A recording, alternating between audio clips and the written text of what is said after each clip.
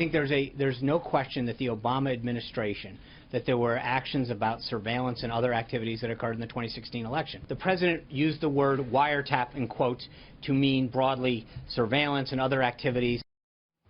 White House weighing in on President Trump, tweeting that President Obama wiretapped phones in the Trump Tower. That's Press Secretary Sean Spicer right there.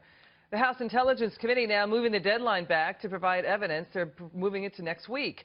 But my next guest says he's got the evidence right now about what happened. He is Fox News senior judicial analyst, Judge Napolitano. Now, you say that the Obama administration went around U.S. intelligence and relied on British intelligence. Well, I say that members of the intelligence community have said this. I myself have not seen this evidence, nor, of course, do I have any personal knowledge.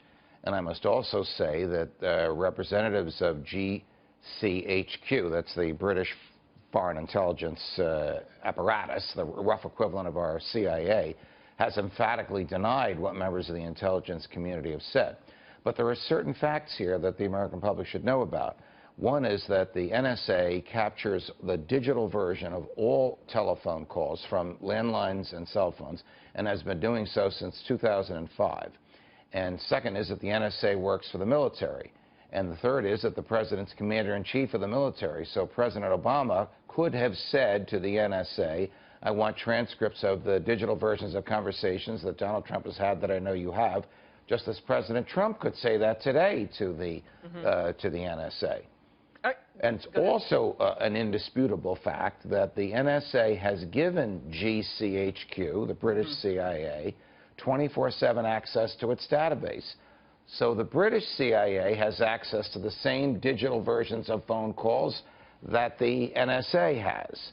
I hear what you're saying. So those are facts that are beyond dispute. Did the British CIA, as I keep calling it, the GCHQ, actually do this? They say no. The intelligence sources with whom I spoke say yes. I don't know if the investigators will get to the bottom of it. You know, can we switch to another story about this Michael Brown documentary? Sure. This prosecutor calling this documentary film basically pathetic. It's basically, let me back up. It contains surveillance video from this convenience store, basically showing Michael Brown allegedly in a marijuana deal with the store clerks there. You know, he's now being accused of, you know, doctoring the footage to cast doubt on the police claim that Michael Brown basically robbed a convenience store. What are your thoughts? Well, the police had reason to believe that Michael Brown was accused of robbing the store.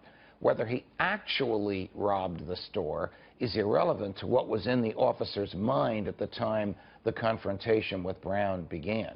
And secondly, I don't know if the tape was doctored. The prosecutor says his experts told him it was. I have to take him at its word.